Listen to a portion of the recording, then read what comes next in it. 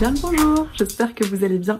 Je vous retrouve pour une nouvelle vidéo dernière lecture, encore une, et celle-ci va se concentrer particulièrement sur mes dernières lectures d'automne, et vous voyez ça au début du mois de janvier, ce qui est tout à fait logique, tout simplement parce que en décembre il y a eu pas mal de choses, pas assez de temps pour que je sorte toutes les vidéos que j'avais envie de faire, donc voilà, celle-là a été décalée, et se trouve être maintenant. Donc, voilà, désolée, c'est pas forcément de saison. Après, c'est des lectures qui peuvent se faire un petit peu n'importe quand, c'était juste que c'est la fin de mes lectures pour le Pumpkin Autumn Challenge, pour le Cocorico Challenge, donc voilà, la fin de mes lectures d'automne, mais c'est pas forcément un problème en soi, et globalement ça a été de très bonnes lectures, donc je suis ravie de vous les présenter, et je propose qu'on commence tout de suite. Et le premier livre que je vais vous présenter, c'est la suite d'une série qu'il fallait que je continue depuis assez longtemps maintenant, c'est le tome 2 de Kiki la petite sorcière, donc Les racines de la magie de Eiko Kadono, qui est publié aux éditions Inis. Kiki la petite sorcière, je l'ai commencé, je vous dis, il y a un moment, j'avais lu le premier tome l'année dernière ou celle d'avant je crois, donc il était grand temps que je me penche sur cette suite. Je vous en ai déjà parlé, je crois, dans mon bilan du Pumpkin Autumn Challenge, et c'est un livre que j'ai lu également pendant le readathon qu'on avait organisé avec Lucie, donc pareil en novembre, je ne sais plus exactement, enfin bref, ça fait un moment que j'ai commencé à vous en parler, mais c'était l'occasion d'y revenir un peu plus aujourd'hui. C'est une lecture que j'ai vraiment beaucoup appréciée, j'ai beaucoup apprécié retrouver Kiki dans cet univers qui est très mignon, qui est très cocon, assez jeunesse, mais qui passe très bien. Le style est très agréable, ça se lit très vite, vraiment tout seul, c'est écrit assez gros, la pagination a énormément de marge, donc on voit que c'est vraiment un récit pour la jeunesse, malgré la taille du bouquin qui fait presque 350 pages. En fait ça se lit en quelques heures parce que la pagination fait que, mais du coup c'est vraiment très agréable, c'est une petite lecture qui se dévore toute seule et qui fait beaucoup de bien. Il y avait beaucoup de messages que j'ai trouvé très cool, notamment sur la vieillesse, sur la maladie, sur comment accepter ça et ce qu'on peut faire pour aider certaines personnes, etc. Kiki qui a ce rôle de sorcière messagère qui se retrouve à finalement intervenir dans la vie de beaucoup de personnes et à essayer d'y apporter toujours du positif, malgré que parfois elle peut avoir des loupés parce que c'est encore une petite fille, qu'elle se découvre en tant que sorcière, etc. Donc j'ai trouvé que c'était vraiment plutôt sympa. Pareil, il y a pas mal de choses assez intéressantes sur les attentes qu'ont tous les villageois de ce rôle de sorcière et de tout ce qu'elle devrait être capable de faire, et comment Kiki navigue avec tout ça et avec ce rôle qu'elle se découvre, et ça j'ai trouvé ça aussi assez intéressant, tout ce qu'on attend d'elle et finalement ce qu'elle réussit à faire, et comment elle vit cette pression aussi, et c'est quelque chose qui m'a pas mal plu. Comme je vous le disais, j'ai bien aimé le style, je trouve que pour un récit jeunesse c'est pas trop infantilisant entre guillemets, on prend pas les enfants pour des idiots non plus, et il y a pas mal de choses qui sont bien travaillées je trouve. Il y a, voilà, comme je disais, un peu de représentation de handicap, de maladie, de vieillesse. Après c'est un roman d'origine japonaise, c'est pas forcément le plus progressiste à ce niveau-là globalement, mais pour le reste je trouve que c'est un roman jeunesse qui est plutôt très sympa. Comme je le disais, ça a été une très bonne lecture, un très bon moment, ça se lit tout seul, et je continuerai cette série avec grand plaisir. On retrouve vraiment bien l'ambiance que j'apprécie dans le Ghibli, donc vraiment c'est très chouette, et c'est une bonne lecture d'automne ou voire d'hiver, donc pour cette période-là, pour un truc un petit peu cocooning, un petit peu cocon. Ensuite, le deuxième livre que je vais vous présenter, je vous en ai déjà parlé pour mon bilan du Cocorico Challenge, celui-là, et également pendant le vlog du readathon, c'est La princesse sans visage, donc le premier tome des Royaumes immobiles de Ariel Holz, publié aux éditions Slalom. Alors pour le coup, celui-là c'est typiquement la lecture d'automne par excellence à mon sens. Si encore une fois vous pouvez le lire n'importe quand autrement, mais je trouve qu'il y a vraiment ce côté un petit peu horrifique de manoir, un peu spooky, cette ambiance extrêmement particulière avec un univers qui est assez glauque, assez dark, assez poisseux même, de cette faillerie où les faillis sont des êtres cruels à moitié fous, avec vraiment un rapport à tout qui est très particulier, et dans lequel débarque cette héroïne, alors qui a passé sa vie mais qui a été très isolée toute sa vie jusqu'à un événement en particulier au début de l'histoire qui fait que finalement elle se retrouve catapultée dans cet univers, et elle a ce côté héroïne très naïve, parce qu'elle a pas du tout vécu avec ces gens, avec ses personnalités, etc. initialement, et elle va se prendre un petit peu tout ça en pleine face. Alors c'est un plot assez classique hein, de cette héroïne un petit peu innocente qui débarque dans ce monde qui ne l'est pas du tout, et qui du coup sur une histoire de succession va se retrouver à combattre, en tout cas participer à une succession d'épreuves. Ça c'est assez vu, mais je trouve que ce qui fait vraiment l'intérêt, la particularité et le grand plaisir de ce roman, c'est vraiment l'univers et l'ambiance qui sont juste incroyable. Enfin, c'est vraiment de la faillerie comme je l'apprécie et comme je la trouve intéressante, avec, voilà, je vous dis, ce côté des failles très très cruel, très très étrange, mais qui fonctionne extrêmement bien, qui est très très cohérent dans le récit, et à la fois ce côté merveilleux des tenues qui sont faites en brouillard, en ciel étoilé, et voilà, tous ces décors aussi un petit peu fastueux, mais qui à la fois sont pleins de poussière et de poisse et de choses comme ça.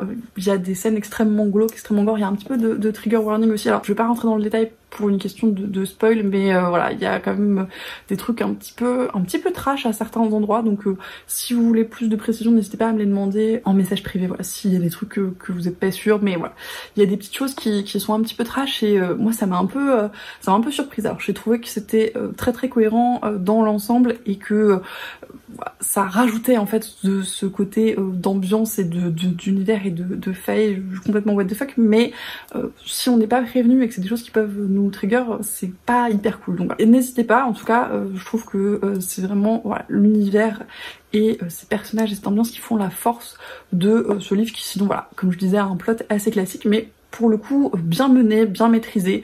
La plume de Ariel Holz est extrêmement efficace, ça se lit tout seul, c'est vraiment un plaisir. Encore une fois, c'est un livre qui se dévore en quelques heures, en une journée.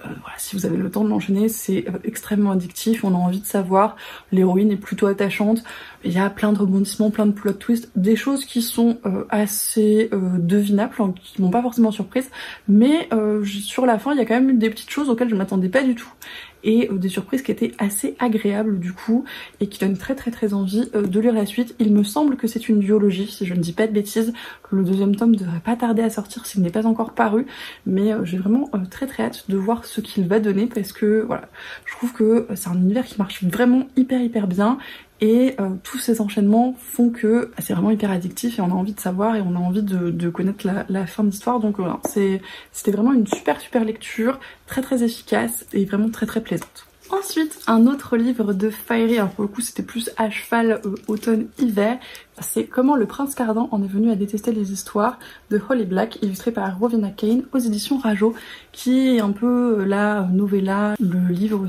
supplémentaire dans la série du Prince Cruel, qui est absolument magnifique. Donc il est en hardback avec une dust jacket et un hardback, ma foi, extrêmement joli, et il est effectivement également tout illustré.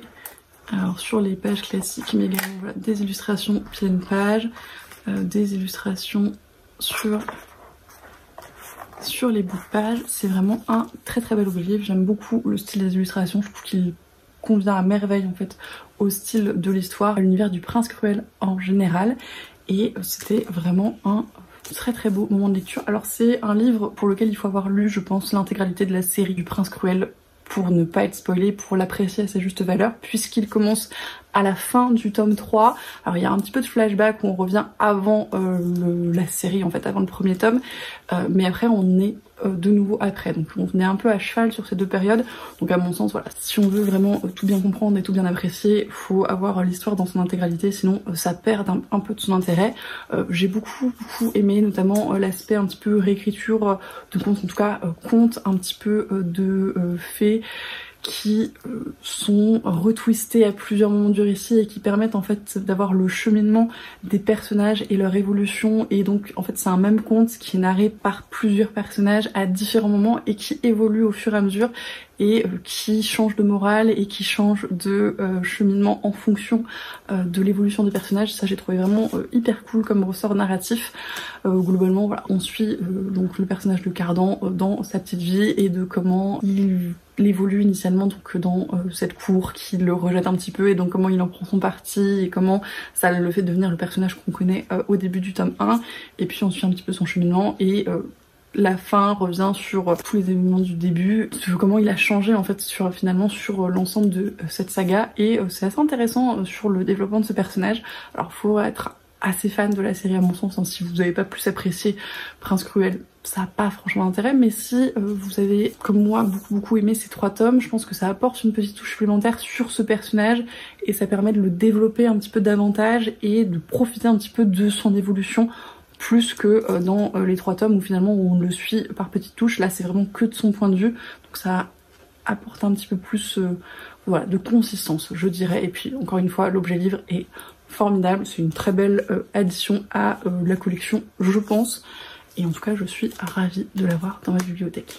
Ensuite, une lecture un peu plus récente et une lecture commune même que j'ai eu le plaisir de faire comme d'habitude avec Lucie de la chaîne Lucie a lu, puisque il fallait que je finisse la série et elle l'a commencé bien plus récemment que moi, mais devait la finir également. On s'est lu le 3e et dernier tome de Que Chiel, donc l'Avatar de Jacqueline Carey aux éditions Milady, qui est une belle pavasse de plus de 950 pages je crois. Donc ça nous a pris un petit moment quand même à la finir, enfin un petit moment, ça nous a pris une dizaine de jours le temps de bien se mettre dedans et de bien la finir, parce que même si on se faisait des sessions un petit peu longues, bah finalement 950 pages c'est quand même pas mal, mais c'était vraiment une excellente lecture, une très bonne conclusion à cette série qui est à mon sens une excellente série de fantasy. Alors ce tome là était un petit peu particulier, ma lecture des 2 précédents remonte pas mal, mais à mon sens c'est plus de la high fantasy assez classique. On a un rapport à la sexualité, au sexe qui est assez omniprésent, mais du fait de l'univers, du fait de la mythologie etc, qui finalement se comprend bien, et même s'il y a des petites scènes qui sont peut-être un petit peu difficiles parfois, puisque le don de Phèdre est de ressentir du plaisir dans la douleur, donc on a un peu toujours cette ambivalence qui est présente et qui peut parfois perturber un petit peu. Là dans ce tome là on va encore plus loin dans ce côté là, et ça avait un côté vraiment dark fantasy très important, avec des scènes qui étaient parfois vraiment difficilement soutenables. Enfin il y a des moments où avec Lucie on était mal à l'aise de ce qui se passait en fait, et du fait que ce soit vraiment extrêmement dark, extrêmement sombre, avec des choses qui arrivent aux personnages qui sont vraiment dur, et une noirceur qui était pas aussi présente dans les tomes précédents. Là vraiment, encore une fois, énormément de trigger warning sur la souffrance, la torture, enfin énormément de choses. Pareil, si vous voulez des précisions, n'hésitez pas à me les demander en message ou quoi que ce soit, parce que je veux pas trop spoiler parce que c'est un peu difficile, c'est un 3e tome etc, mais si vous voulez vous lancer dans la série et que vous voulez être prévenu, voilà, n'hésitez pas, parce qu'il y en a quand même pas mal, et ce serait dommage de, encore une fois, vous faire du mal alors que c'est pas le but, et c'est une super série, mais je pense qu'il faut la commencer en étant un petit peu averti de ce qu'on peut y trouver. Toujours est-il que voilà, c'était une très belle conclusion, on comprend un peu voilà les tenants les aboutissants de choses qui étaient initiées dans les tomes précédents finalement, donc ça c'est quand même hyper cool, c'est une bonne fin de trilogie. Il y avait des petites longueurs, il y avait des passages qui étaient un petit peu plus lents, notamment des moments où il voyage, parce qu'il voyage assez loin dans ce tome là comparé au précédent. Alors c'est pareil, je vais pas vous montrer parce que c'est spoilant, mais en fait la carte du monde s'élargit finalement, on va un petit peu plus loin que précédemment, et donc on a cette durée des voyages qui est un petit peu logique finalement, mais qui fait que parfois voilà, il y a des petites longueurs dans ces déplacements. Après ça se lit tout seul, le style de Jacqueline Carey est vraiment très addictif, très fluide, et c'est hyper agréable dans les moments où c'est pas extrêmement dérangeant. Le personnage de Phèdre a une évolution qui est assez intéressante dans ce tome là, parce que voilà, encore une fois, par rapport à tout ce qui s'est passé dans les précédents et ce qu'elle doit affronter dans celui-là, il y a des choses qui se remettent en perspective, et des critiques sur son statut un petit peu, et le fait que cette ambivalence plaisir-douleur soit peut-être un petit peu dur à assumer parfois pour elle au quotidien, parce que ça c'est comme une part importante de sa vie et c'est pas toujours facile dans ses relations d'une manière générale. Donc ça j'ai trouvé ça très intéressant. On sentait que la fin allait être un happy end comme Jacqueline Carey sait très bien le faire, et c'est vrai que du coup les dernières pages ont peut-être moins d'enjeux que le reste du livre, parce que on sait très bien que quand ils ont passé un certain cap, bah, ça risque de bien se finir quoi, il n'y a pas trop d'enjeux à ce niveau-là, mais pour le reste vraiment c'est extrêmement haletant, c'est extrêmement addictif. Vraiment c'était une super lecture commune, bien évidemment. Encore je pense qu'on a pris beaucoup de plaisir toutes les deux avec Lucie à partager ce moment, et c'était bien d'être ensemble voilà, pour les moments où c'était difficile. On avait un peu besoin de soutien moral, et c'était bien de pas être toute seule je pense. Je pense qu'il y a des moments où j'aurais peut-être du mal à continuer, ou en tout cas à m'accrocher autant si on n'avait pas été à deux, donc c'était très cool. Et ce qui est très intéressant également, c'est qu'on a toute une réécriture de mythes bibliques et d'histoires de légendes l'Égypte et des choses comme ça, de choses qu'on connaît un peu et qui sont un petit peu réadaptées par l'autrice pour son univers et pour sa mythologie à elle, qui sont vraiment très très bien faits, très très efficaces et qui sont assez intéressants. Enfin, c'est pas des réécritures qu'on croise de façon courante et j'ai trouvé ça voilà, hyper cool, hyper intéressant. Ça permet de donner une autre facette, une autre lumière sur certaines choses. En tout cas, Crucial, c'est une série de fantasy que je ne peux que vous recommander si vous êtes à l'aise avec tout ce côté de sexualité et ce côté très très dark parfois. Lecteur averti, mais sinon c'est des très très bonnes lectures. Ensuite, j'ai lu le premier tome de L'école du bien et du mal de Soman Shainani aux éditions PKJ. Ça faisait un moment que j'avais envie de le découvrir depuis la sortie de l'adaptation Netflix globalement et j'ai enfin pris le temps de m'y pencher. Et c'était plutôt une bonne lecture.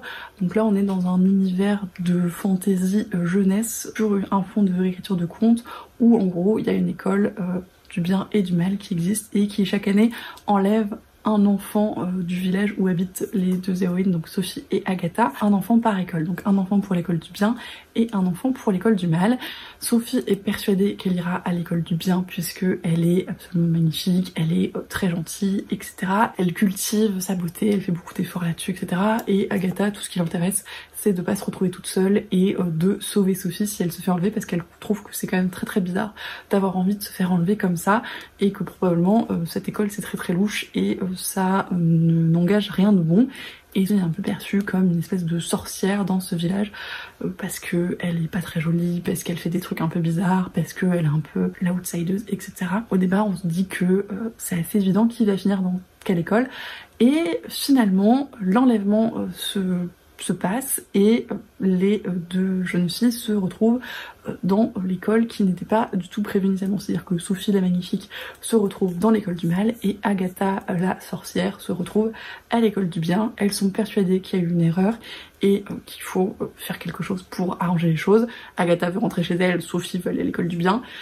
Mais est-ce que vraiment il y a eu une erreur? Est-ce que vraiment elles sont pas finalement à leur place dans leurs écoles respectives, etc. C'est un peu le plot initial. Alors c'est assez classique, hein, le début est assez bateau.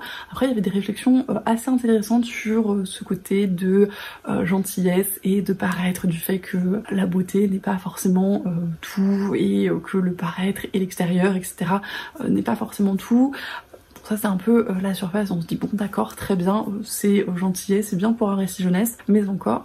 Et le livre va un petit peu plus loin parfois sur la présence de méchants dans son entourage, notamment dans l'entourage d'Agatha. Est-ce que finalement les méchants sont pas ceux qui gravitent autour d'elle plus qu'elle et ce qu'ils lui font faire et comment ils se comportent avec elle. Ça c'était assez intéressant sur voilà, le principe des relations toxiques, est-ce que tes connaissances peuvent t'apporter, est-ce que tes amis sont bénéfiques, etc. Ça c'était plutôt sympa. C'est pas si manichéen qu'on pourrait le croire, notamment sur tout l'aspect des gentils et de ce qu'ils font aux gens qui échouent dans leur école par exemple. Est-ce que la citrouille de Cendrillon, les racochés, etc. Qu'est-ce qu'ils étaient initialement, comment ils en sont arrivés là, est-ce qu'ils étaient vraiment consentants de tout ce qui leur est arrivé. Ces questions-là étaient assez intéressantes, j'ai trouvé. Pareil sur les méchants, est-ce que vraiment les méchants sont si méchants que ça? Est-ce que finalement c'est pas plutôt une forme d'intelligence? Et est-ce qu'il faut être moche pour être méchant? Enfin voilà, il y a pas mal de trucs qui finalement sont un petit peu plus développés que simplement l'opposition très très binaire, très très manichéenne, donc c'était plutôt chouette. Il y a des petites choses qui sont quand même assez répétitives dans le schéma narratif, hein. Voilà, c'est assez classique, c'est pas extrêmement original, mais c'est plutôt efficace. Il y avait quand même des petites longueurs, c'est un livre qui fait presque 500 pages, il y avait quand même des petites longueurs, voilà, des moments où c'était assez répétitif. Passé la deuxième moitié, ça s'enchaîne quand même plus rapidement, plus fluidement, et c'était assez sympa. La fin est assez originale, assez surprenante à certains niveaux, donc c'était plutôt cool. Je pense que je lirai la suite, en tout cas je suis pas contre découvrir ce que donne le tome 2. Pas tout de suite, mais éventuellement ça peut être intéressant parce que je sais pas trop où ça peut aller en fait finalement. Mais voilà, il y avait vraiment des choses sympas dans l'univers, dans tout ce côté réécriture de contes. C'était plutôt sympathique, j'ai bien aimé comment ça a été un peu twisté et ce que l'autrice en a fait. Donc voilà, il y a aussi pas mal de critiques voilà, sur le côté du bien, sur tout ce qui repose sur les femmes notamment, donc tout cet aspect du couple, donc de la princesse qui doit forcément finir avec un prince, toute cette pression sur le sentiment amoureux, etc. Sur la maigreur aussi notamment, sur voilà, cette espèce de beauté un petit peu moulée, un peu à la même enseigne, enfin tout ça était plutôt intéressant. Il y a des choses qui étaient assez modernes, il y avait pas mal de représentations. Alors c'est pas extrêmement subtil, ça reste un récit jeunesse. Encore une fois, il y a des trucs assez classiques, il y a des côtés un petit peu brouillons aussi, il y a des petites choses qui n'étaient pas hyper claires, mais globalement c'était une bonne lecture et c'était un bon moment. Et j'en ai profité pour regarder l'adaptation Netflix que je trouve assez fidèle au livre. Alors c'est comme une très bonne amie à moi l'a dit, un peu nanardesque hein, dans les costumes, les décors, les jeux d'acteurs, etc. Mais en fait c'est assumé, c'est cohérent avec cet univers de contes et ce côté un peu rocambolesque, what the fuck, et les effets spéciaux sont pas incroyables, le décor, les trucs sont pas extrêmement réalistes, mais ça fonctionne bien et voilà, c'est cohérent avec ce truc de conte extrêmement shiny, extrêmement grandiloquent, donc ça pose pas forcément de problème. Alors ils ont un petit peu changé le plot de base sur les deux écoles et sur le maître des écoles, ce que je trouvais un petit peu dommage parce qu'il y a un côté un peu mystérieux dans le livre qui du coup était pas du tout présent dans le film, donc voilà, un petit bémol je trouve. Après ils ont quand même gardé ce côté peu manichéen, ce côté un petit peu d'ambivalence qui était intéressant même si c'était beaucoup moins développé et qu'il y avait quand même moins de messages. Ce que j'ai beaucoup apprécié par contre dans le film, c'est la relation Agatha-Sophie qu'on comprend davantage, parce que dans le livre vraiment tu comprends pas pourquoi elles sont copines parce que Sophie est imbouffable. Dans le film on comprend quand même ce que l'une et l'autre tirent de la relation et comment elles se complètent finalement, et ça c'était plutôt chouette. Pareil pour le personnage masculin dont le nom m'échappe, il est beaucoup plus appréciable dans le film que dans le livre où juste t'as envie de lever les yeux au ciel à chaque fois qu'il arrive, globalement. Il y a aussi une temporalité qui est beaucoup plus resserrée du fait du format du film tout simplement, mais qui du coup casse un peu les problèmes de rythme que pouvait avoir le roman, donc ça c'est plutôt une bonne chose également. Et voilà, il y a quand même pas mal de changements dans le plot, dans les rebondissements, du fait du postulat de départ qui a changé également probablement, et la morale qui est un petit peu plus marquée, plus appuyée, plus tambourinée. Déjà le livre est pas extrêmement subtil, le film ne l'est clairement pas du tout. Par contre ce qui est intéressant c'est qu'ils ont gardé la fin quand même, et en tout cas son principe, donc c'était plutôt sympathique. Globalement c'est pas une mauvaise adaptation, c'était sympathique à regarder, c'est un peu comme le livre, hein.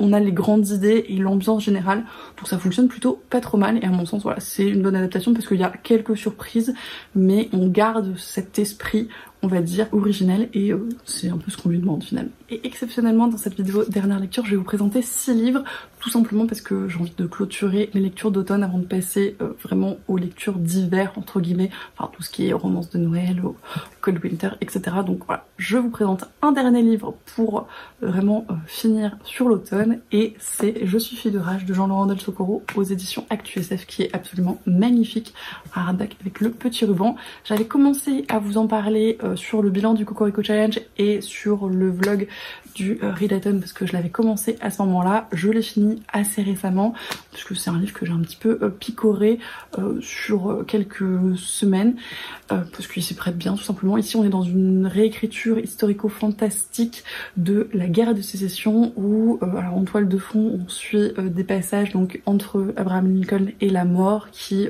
en gros lui demande de rendre des comptes pour tous les morts dont il est responsable à travers la guerre de sécession. Et puis on va suivre pas mal de personnages sur les deux fronts qui s'affrontent ou qui essayent de tirer leurs épingles du jeu, de faire en sorte que leur camp marque des points, etc. Et alors moi j'y connais rien du tout hein, à la guerre de sécession, enfin j'ai des grandes idées je pense comme tout le monde, mais vraiment je suis pas du tout une spécialiste, et j'ai trouvé ça très intéressant à ce niveau-là. Au niveau historique j'avais l'impression d'apprendre vraiment beaucoup de choses. Alors je saurais pas vous dire si tout est vraiment historiquement vrai.